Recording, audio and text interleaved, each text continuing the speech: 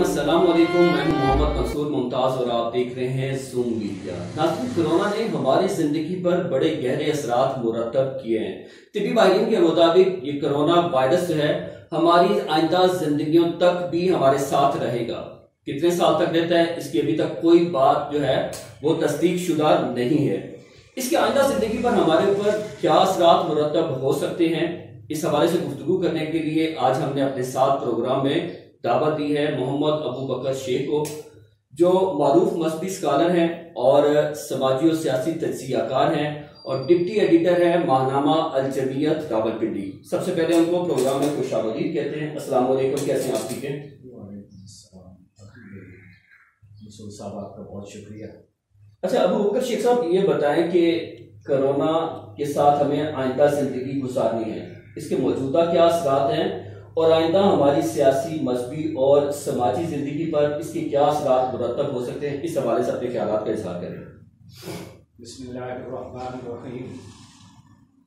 Corona जो तकरीबन 6 महीने पहले मुतारफ़ हुआ है एक मर्ज़ के तौर पर और वबाई शक्ल में दुनिया में फैला है और इसने गहरे असरात अब तक मुरतब कर लिए हैं। इन असरात में हम देख रहे हैं कि हिफ़्ज़ान सेहत के हवाले से लोगों में हसासियत पैदा हुई है।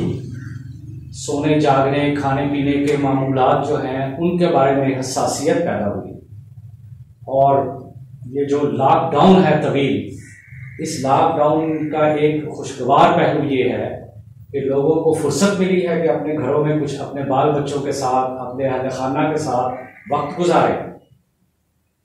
कोरोना ने हमारी इक़्तिसाद को, मईशत को इंफरादी और इज्तिमाई तौर पर बहुत नुकसान पहुँचाया है।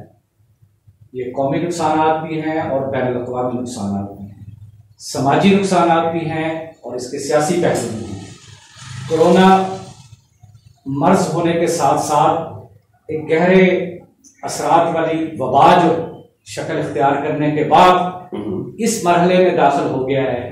तिब्बी माहिरीन, जैसा कि आपने फरमाया, जैसा कि आपने अपनी गुफ्तगू में इंट्रो में ये बात पेश की कि WHO भी कह रहा है और तिब्बी माहिरीन आम भी ये कह रहे हैं कि इसकी वैक्सीनेशन नहीं है, इसके असरात गहरे हैं। वैक्सीनेशन को तैयार करने में भी बहुत मुद्दत दरकार है, अभी ना वक्त लगेगा। बिल्कुल, फिर उसकी तैयारी और उसकी तकसीम और उसकी आम आदमी तक पहुँच एक अच्छा खासा दुश्वार मरहला है। उस मरहले के तय होने तक जो अरसा है वो हमने इसी कोरोना के साथ गुजारना है। ठीक है, इसके लिए एहतियातें चाहिए, इसके लिए सेंसिटिविटी चाहिए। अब हमें वो जो कुछ अर्सा पहले वॉक थ्रू गेट नजर आते थे जिससे गुजर कर हम दहशतगर्दी और इस तरह की चीज़ों से बचने के लिए जिनका इस्तेमाल कर रहे थे, अब उसकी जगह पे हमें सैनिटाइजर गेट नजर आते हैं, सैनिटाइज थ्रो करने वाले। सही। और इसके मजहबी असरात भी हैं। मसाजिद में जहाँ कुर्बत के साथ कंधे से कंधा मिला के नमाजें पढ़ने का हुक्म था और हर नमाज से पहले इमाम साहब ऐलान करते थे कि जी आप अपनी सफ़ों में खला ना रहने दें। बाकायदा तौर पर उलमा की रहनुमाई में वहाँ SOPs का इतलाक हुआ है। लोग फासलों के साथ खड़े होते हैं, फासलों के साथ अपने फ़राइज़ वाजिबात और नवाफिल अदा करते हैं। ठीक है। सब्जी की दुकान पर, ग्रोसरी की दुकान पर SOPs का इतलाक हो चुका है। आए दिन हम देखते हैं कि लोगों में इस हवाले से शऊर बढ़ रहा है। लोग कोरोना के साथ जीने के लिए तैयार हो रहे हैं और कुछ हो चुके हैं। बिल्कुल ठीक है। कोरोना का एक इंतहाई खतरनाक पहलू उस वक्त शुरू होगा जब ये हमारे जैसे मुल्कों में जिहाद की तरफ खुदा ना खास्ता जाए। अच्छा, इसके बाद शेख साहब लाखों हलाकतें हो रही हैं, तो आप ये समझ रहे हैं कि अभी इसका और एक फेस आने वाला है जिससे भी ज्यादा खतरनाक हो सकता है? डेफिनेटली अभी ये शहरों में है, ये गुंजानाबाद से देहात की तरफ जाएगा जहाँ तालीम, शऊर और आगाही की कमी है। लेकिन वहाँ जाकर कि अब तो गांव के लोग भी बड़े बाशऊर हो चुके हैं कि ये इंटरनेट ऐसी चीज है कि जिसमें गांव के लोगों को भी बाशऊर बना दिया। तो आप समझते हैं कि अभी भी क्या कहते हैं इसकी जरूरत होगी? कम आगाही है वहाँ, कम मालूमात हैं। लोग जो है अपनी तबीयतों में रचे बसे हुए हैं, अपने मामूलात में। उनको कोरोना के साथ फेमिलियर करके इस तरह का माहौल बनाना कि वो बचे रहें इस वबा से। अच्छा, और अपने बच्चों को बचाएं। अपने मासूम बच्चों को बचाएं, अपने बुजुर्गों की रवायत को बचाएं। इससे बचाते हुए कैसे ज़िंदगी गुजारनी है, ये हमारे लिए चैलेंज दस्तक दे रहा है। अच्छा शेख साहब, मैं यहाँ पर ये पूछना चाहूँगा आपको। देखिए कि मेरा ख्याल ये है कि आप ये जो फरमा रहे कि गाँव के लोग जो हैं उनमें अभी तो शऊर कम है। मैं ये समझता हूँ कि मजहबी लोग जो है वो इससे कम जो है वो खौफजदा है।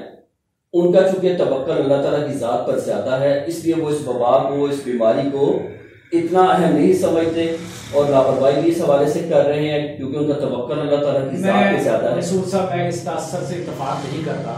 एहतियात और तदबीर, जी, इलाज, ये खिलाफ शरीयत चीज़ें नहीं हैं। इनके साथ हम अच्छी ज़िंदगी जो है कोरोना की मौजूदगी में इस्टेब्लिश कर सकते हैं। मजहबी तालीमात किसी मजहब की भी हों, इस हवाले से मुझे कहीं नज़र नहीं आ रहा कि वो हायल हो रही हों कि हमें कोरोना से लड़ने के लिए वो रोक रही हो और कोरोना को अपने ऊपर मुसल्लत होने का मौका देने का कोई ऐसे चले कोई मजहब नहीं दे रहा। ठीक है। और ये हमें खामखा से हम तासर पैदा कर रहे हैं। हमारे यहाँ बाज़ लोग हैं जो ये तासर दे रहे हैं कि मजहबी तबका जो है इसको फैलाने का बायस बन रहा है। नहीं, फैलाने का बायस नहीं बन रहा कि भी उनका ख्याल ये है कि भी ये बीमारी हमें नुकसान नहीं पहुंचा सकती, ये वबा हमें नुकसान नहीं पहुंचा सकती। बीमारी, सेहत, जिंदगी, मौत, चूंकि उनका ईमान ये है कि अल्लाह ताला की ज़ात ही सब कुछ उसके इख्तियार में है, तो लिहाजा ये कोरोना हमें कुछ नहीं कह सकता। इस सोच की मैं हवाले से मैं बात करना चाह रहा हूँ। मंसूर साहब, दुनिया के किसी भी मजहब का मानने वाला जो है इन चीज़ों के बारे में इत्तेकादात रखने के बावजूद एहतियात जो है उसको तर्क करने को अच्छा नहीं समझता। इलाज जो है वो किसी मजहब में ममनू नहीं है।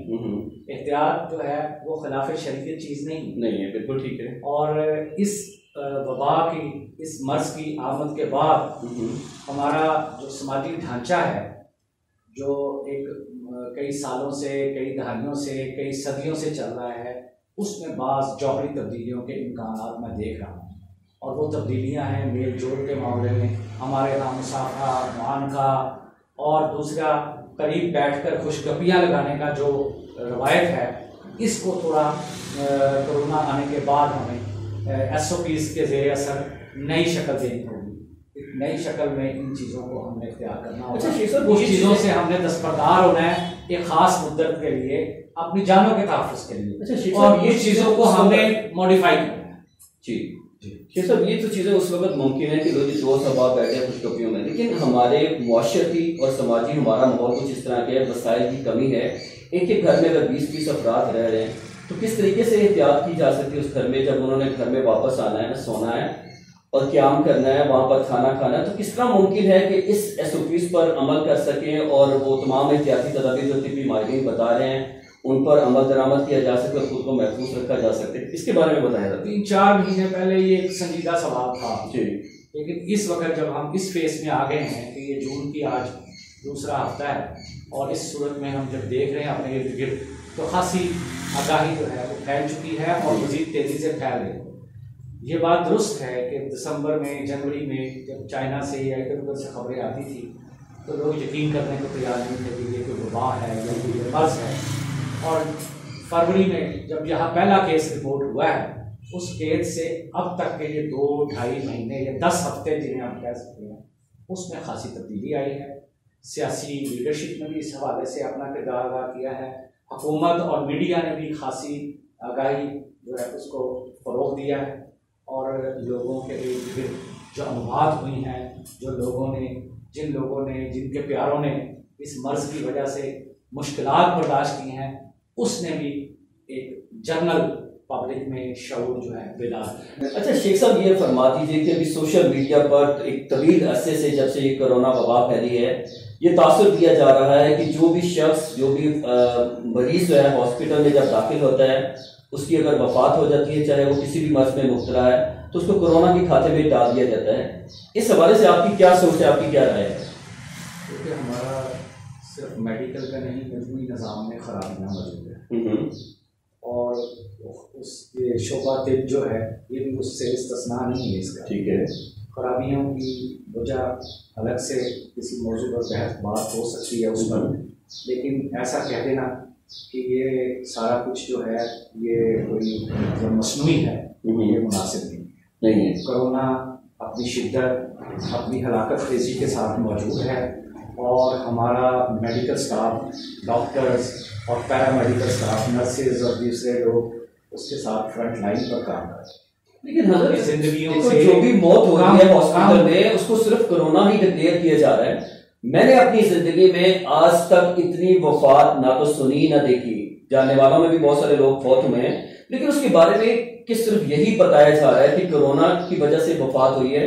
इसमें क्या हिकमत है, क्या फलसफा है, क्या चीज दिखाना चाह रहे हैं, क्या साबित करना चाह रहे हैं, उस पर अपनी राय जरूर दीजिएगा। देखिए मंसूर साहब, ये जो वाकयात रिपोर्ट हो रहे हैं लाजमन इनमें हकीकत होगी, लेकिन जितने बड़े पैमाने पर इनकी तशहीर, इनका इबलाग हो रहा है, मैं उसकी उस पैमाने पर मौजूदगी से इनकार करते। ठीक है, ये इक्का दुक्का वाकयात है, इसके करने वाले काली भेड़े हैं, ये इंसान दुश्मन लोग हैं, ये पैसों की खातर और थोड़ी बहुत लालच की खातर जो है अपनी ज़ाती इनफरादी तरजीहात की बुनियाद पर कहीं ऐसा कर दें, तो मैं उसका इनकार नहीं करता, लेकिन मुल्क का इनकी निशानदेही कौन करेगा, इनका जिम्मेदार कौन है? ये जो आप जिक्र फरमा रहे हैं कि इंसान भी हैं, दुश्मन भी हैं और काली भेड़े भी हैं, इनकी निशानदेही कौन करेगा और इनका मुहासबा कौन करेगा? देखें, ये काम हुकूमतों का है, हुकूमतें अपनी रिट कायम करें, तो हुकूमत और हमारी तहरीक इंसाफ की है, इंसाफ का दावा किया जा रहा है, रास्ते मदीना बनाया जा रहा है इसको। ये हुकूमत वो है जिसको तहरीक है, ये बस तहरीक है, कभी ये तब्दीली आ रही है हुकूमत के अंदर ही, कभी उधर तब्दीली आ रही है, लेकिन नीचे तक हुकूमत तो मौजूदगी ही नजर नहीं आ रही इसकी। ग्रास रूट लेवल तक हुकूमती रिट महसूस ही नहीं हो रही। ऐसा लग रहा है कि एक बेहंगम सा मुआशरा जो है वो जिधर को मुँह उठा रहा चल रहा है, हुकूमत का कोई उस पर कंट्रोल नहीं है। आप इसको इतना मतलब कम सीरियस न लें और इसको दो मुख्तलिफ जावियों से देखें। एक है डॉक्टर्स, नर्सेज और दूसरे पैरामेडिकल स्टाफ का जनरल डायरेक्टर, ठीक है, उमूमी उनकी खिदमत, इसका एतराफ़ करें। उन्होंने बड़ा मुजाहिदा किया है, बहुत कम हिफाजती किट्स के साथ उन्होंने मरीज और मर्ज का मुकाबला किया है, अपनी जानों पर खेल कर ये सब कुछ किया है, और जिनकी वजह से उनकी बदनामी हो रही है उनकी निशानदेही खुद उन्हीं के अंदर से लोगों ने की है और नेक दिल लोगों ने की है कि ऐसा हुआ है। और फिर इसकी जब तशहीर हो गई है तो तशहीर के बाद उस पर हुकूमती रिट कायम करके करार वाकई सजा देना मुजरिमों को, ये काम जो है ये अदालत का काम है, ये हुकूमत का काम है, ये इंतज़ामी मशीनरी का काम है। चूँकि हमारे यहाँ इंतज़ामी मशीनरी जो है वो गैर मुअस्सर है, हुकूमत जो है वो नज़र नहीं आ रही, अच्छा इसलिए ये लोग जो है वो इंसाफ के कटहरे में नहीं आ सके अब तक, और ये दूसरे लोगों के सियासी जिंदगी पर क्या असर। अच्छा शेख साहब, ये बताएं कि इसके सियासी जिंदगी पर क्या असरात मुरतब होंगे इसी सूरत हाल की अगर हम बात करते हैं? देखें, सियासत तो अवाम के इज्तिमा, अवाम के मसाइल, इज्तिमाई मामलात, इनसे वाबस्ता पूरे माहौल का उन्वान है, ठीक है, और वो माहौल अब मुयस्सर नहीं, इज्तिमा मुमकिन नहीं है, ठीक है, सियासी सरगर्मियाँ मुमकिन नहीं है।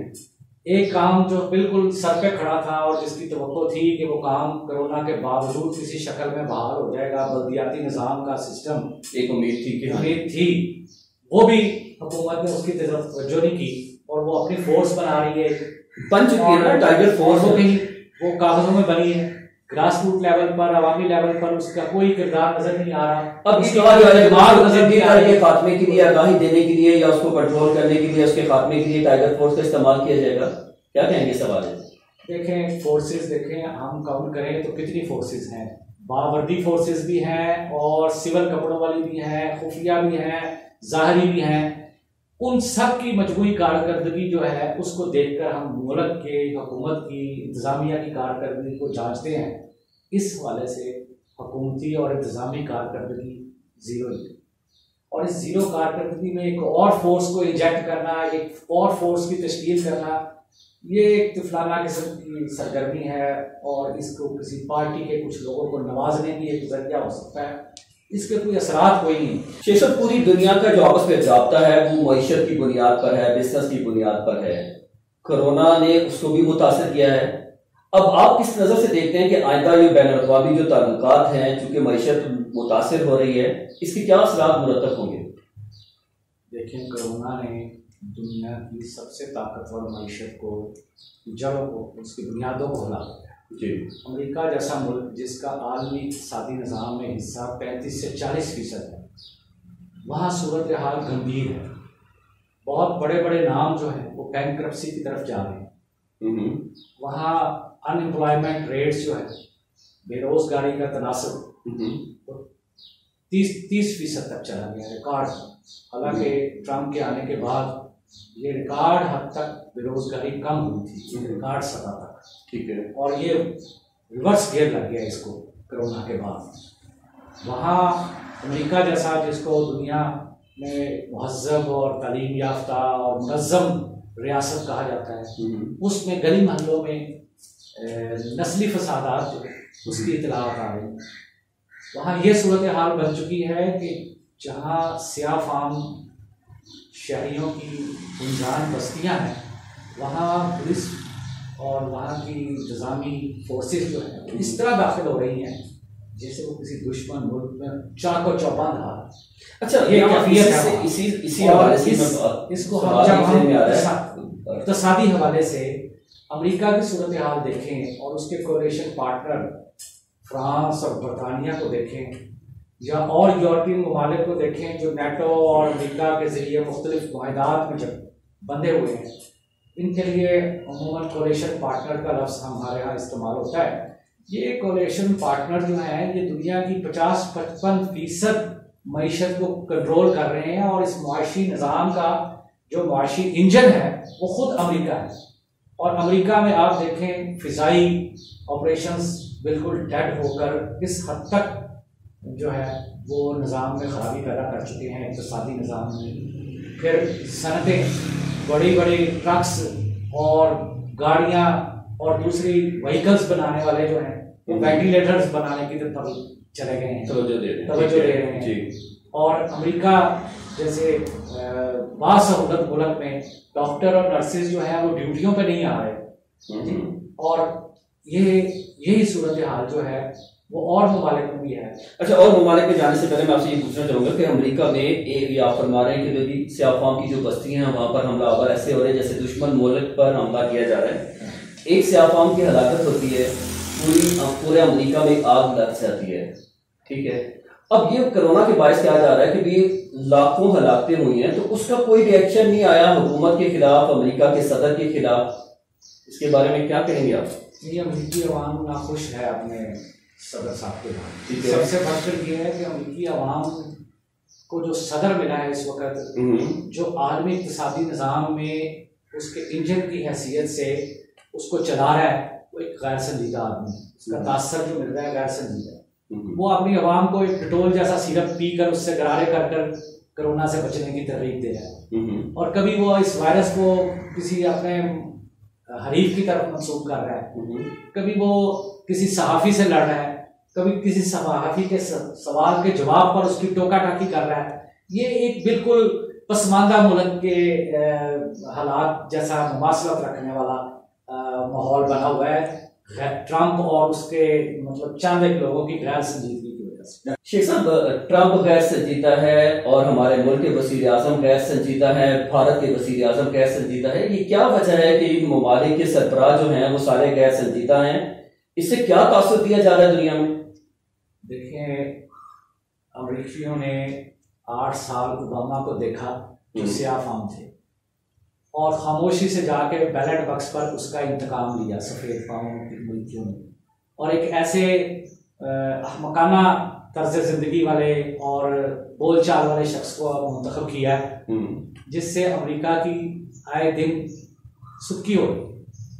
हिंदुस्तान में मामला ये हुआ कि वहाँ असबियत की बुनियाद पर एक कौम ने, एक मजहबी तबके ने ऐसे शख्स को मुंतखब करा लिया जिसका माजी जो है वो फिरका वराना है, पुरतशद्दद है, और हिंदुस्तान में बसने वाली दीगर अक़वाम ख़ुसूसन मुसलमानों के हवाले से उसका रवैया जो रहा है माजी में वो इंतहाई काबिल एतराज़ रहा है। उसको भी असबियत की बुनियाद पर मुंतखब करवाया। और पाकिस्तान में तो ये खेल कूद से साहब लाए इसीलिए गए थे कि इस सियासत को बदनाम किया जाए और सियासी लोगों को जो है पीछे करके एक मोहरा नुमा शख्स जो है उसको आगे किया जाए। तो ये चीज़ें दिखने में तो ऐसे लग रहा है कि जैसे ये इत्तफाकन है, लेकिन गहरी नज़र वाले ये महसूस कर रहे हैं कि ये इत्तफाकन नहीं है, ये कोई मनसूबाबंदी के तहत है।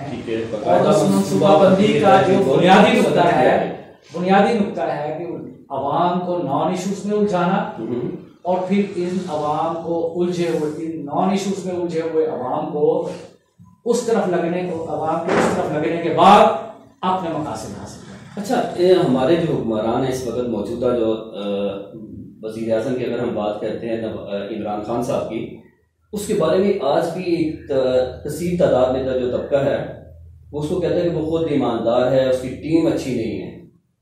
ये बड़ा आम सवाल हर जगह पर किया भी जाता है। उसकी जात पे कोई क्या कहते हैं कदगन नहीं लगा रहे, कोई इल्जाम नहीं आने दे रहे, इसकी क्या वजह है? इसके बारे में ईमानदारी जो है उसका ताल्लुक सिर्फ मालियात से नहीं है, काम की कारकर्दगी में भी ईमानदारी का मतलब है। एक शख्स के बारे में आम हो गई है ये बात कि वो 12 बजे तक उसका नशा नहीं उतरता, वो सुबह सो के नहीं उठता, इस तरह के इल्जाम उस पर आ रहे हैं। तो ऐसे शख्स से आप कौन सी ईमानदारी की बात कर रहे हैं? वो अपनी ड्यूटी के हवाले से ईमानदार नहीं है, तो आप उसकी मालियात तो उस वक्त चेक करेंगे जब वो इक़्तिदार से हटेगा, फिर पता चलेगा। और फिर उनकी हम शीरागान और दूसरे इर्द गिर्द के लोग जो हैं उनके किचन काबीना के लोग, उनकी ईमानदारियों के तो सारे भांडे जो है वो चीनी के रिपोर्ट में छोड़ दिए। अच्छा, क्या वजह है कि पाकिस्तान में ऐसा होता है कि जिस वक्त बंदा हुक्मरान होता है चाहे कितना भी करप्ट होता है उसके बारे में कोई करप्शन साबित नहीं होती, लेकिन जो ही उसके इक़्तिदार खत्म होता है तो उसके ऊपर करप्शन के बेशुमार इल्जाम लगाए जाते हैं, बल्कि साबित भी किए जाती है। जिस तरह हमारे मुल्क में इस वक्त शरीफ बरादरान के ऊपर और अपोजिशन के जितने भी अराकीन हैं उनके ऊपर लगाए जा रहे हैं।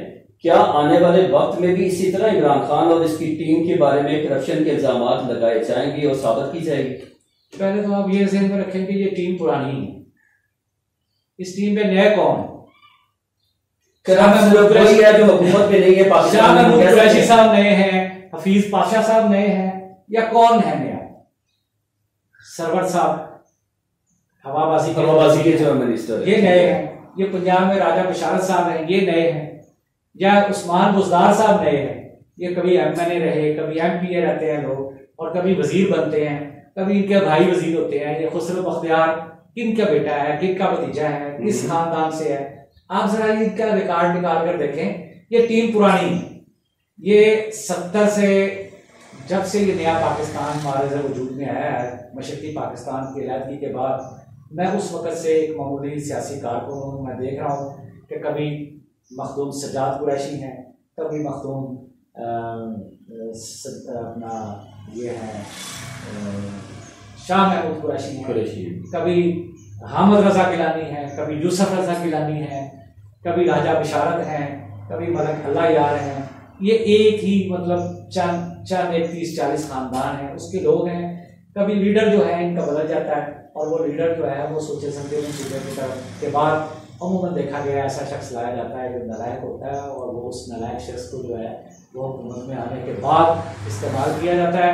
जब उसमें कुछ चीज़ें उसको समझ आती हैं तो फिर उसको उतार कर एक नया नालायक पैदा कर दिया जाता है। शेख साहब, वापस कोरोना की तरफ आते हैं कि आपने फरमा दिया कि किसी कोरोना के साथ ही ज़िंदगी गुजारनी है और इसके साथ साथ ये जो मौजूदा हुक्मरान है वो भी आपने बता दिया कि गैर संजीदा है। जब हुक्मरान गैर संजीदा हैं तो फिर अवाम क्या करे, उनको क्या करना चाहिए ताकि वो अपनी आइंदा ज़िंदगी जो है वो बेहतर अंदाज से गुजार सकें?